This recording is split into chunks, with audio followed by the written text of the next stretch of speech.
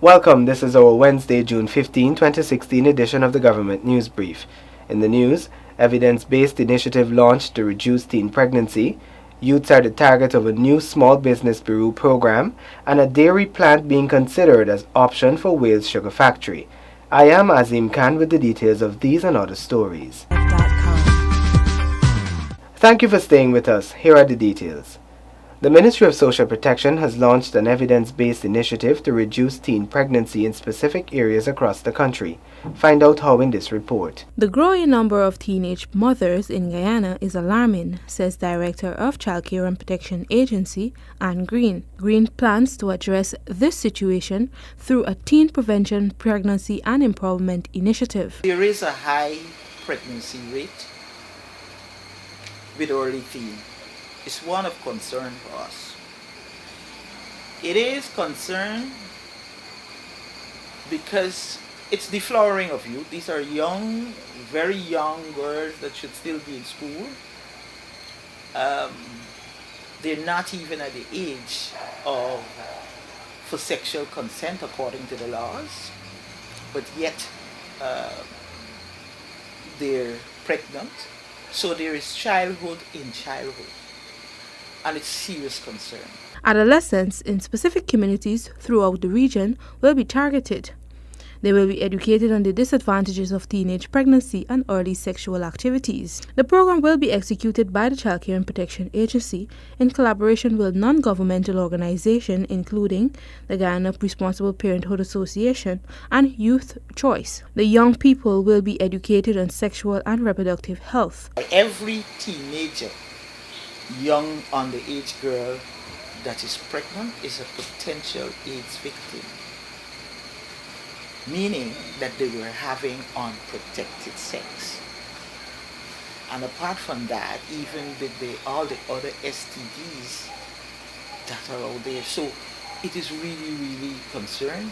We cannot have this childhood in childhood. No. So we're working towards that. The program will be carried out over a one-year period, after which CPA will review the outcome to determine its effectiveness. The State of the World Population 2013 report revealed that with 97 out of 1,000 girls between the ages of 15 and 19 giving birth, Guyana has the second highest rate of teenage pregnancy in Latin America and the Caribbean. For the Government News Brief, Sinika Thorne reporting. Aspiring youth entrepreneurs will soon benefit through youth-targeted initiatives of the Small Business Bureau. More in this Glendon Greenwich report.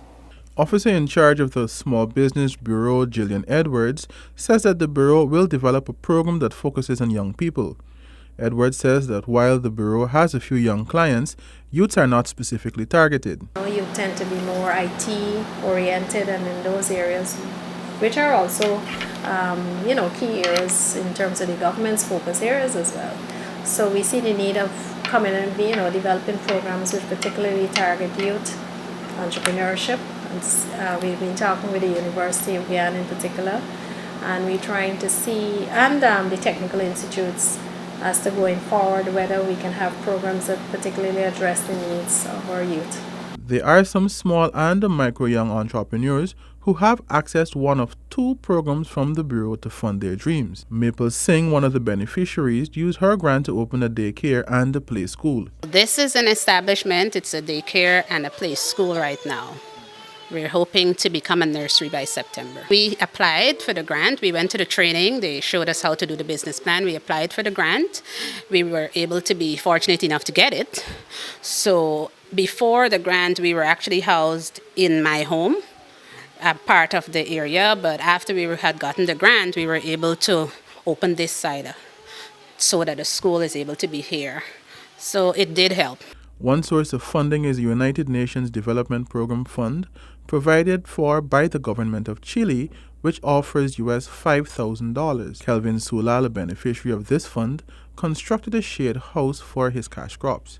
Why we're using the shade house is because due to the present rainfall, where crops are not being damaged, because if you plant without the plastic, a lot of crops will be damaged. That's why you plant under the shade house.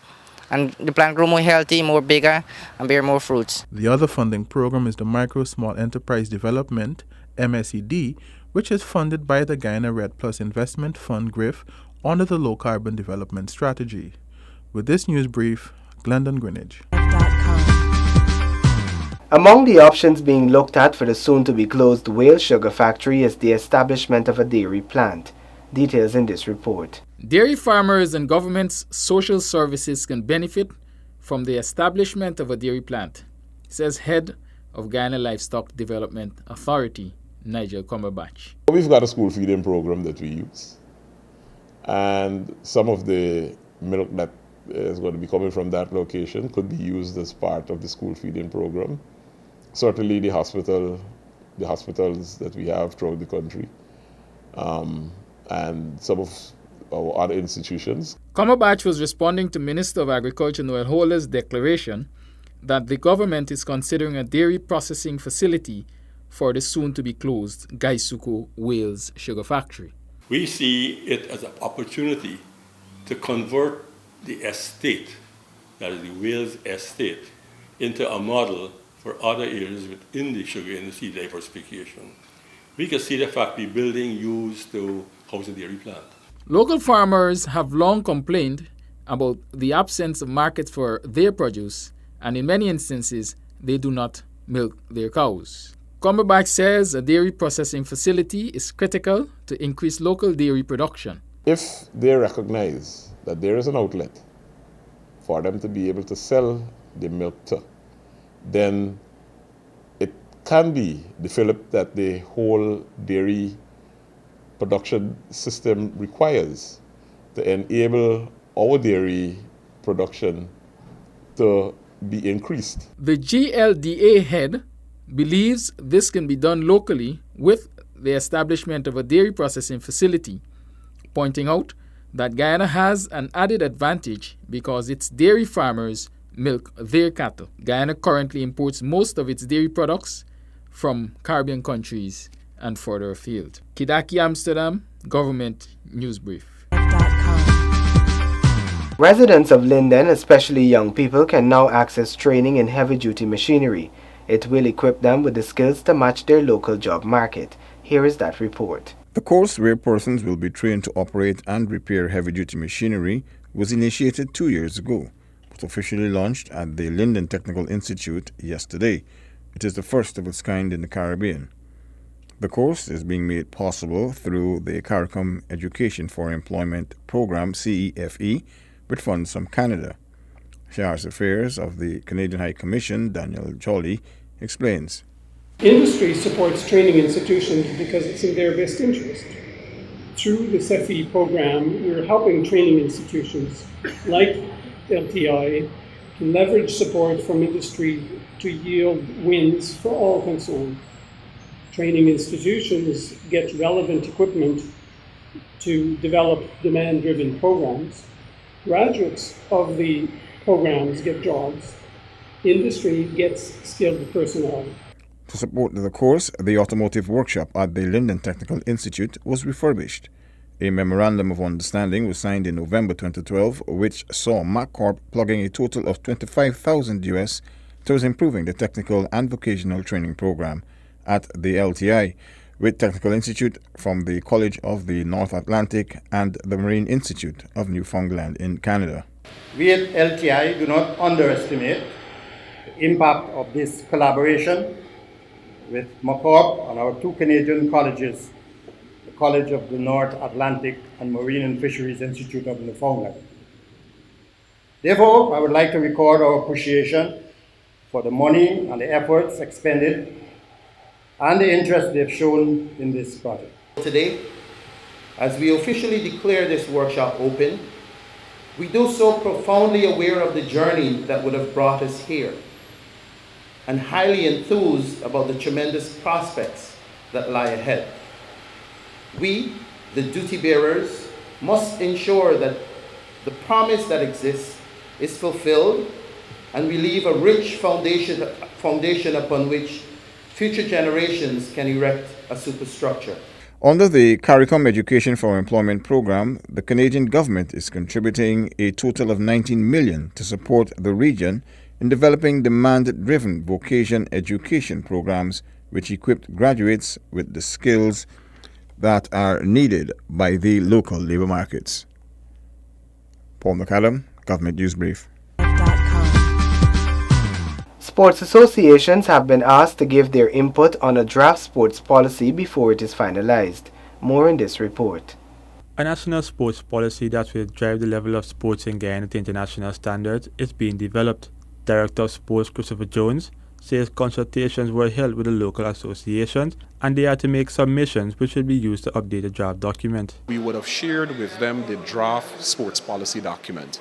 That document is dated and is with a view of the associations and the federations bringing submission to us to update that sports policy document. Minister within the Ministry of Education, Nicholas Henry, notes that all objectives need to be well thought out in crafting a sports policy. We have to have objectives that are in keeping with where we are as a country.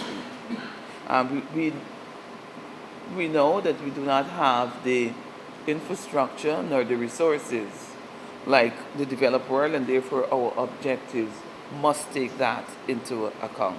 Once the submissions are made, the sports policy could soon be realized. Henry believes a solid sports policy can be developed by working together. I believe that all of us who have responsibility, particularly those who are much closer to the athletes and to the actual sports here in Guyana, and that will be you, who manage the federations and associations, to come together collectively and let us use the opportunity to collaborate. Additionally, Minister Henry explained that the international community has expressed their interest to help craft the sports policy, which she will be accepting in order to develop sports over the next 15 years. Reporting for the Government News Brief, Isaiah Braffett. That concludes today's edition of the Government News Brief. The details of these and other stories can be found on GINA's website. We encourage you to subscribe to our website and YouTube channel to be kept abreast of the latest developments. GINA is also active on Facebook. The Government News Brief is a production of GINA. Do join us again tomorrow as we bring you another edition of the Government News Brief. Thank you for watching.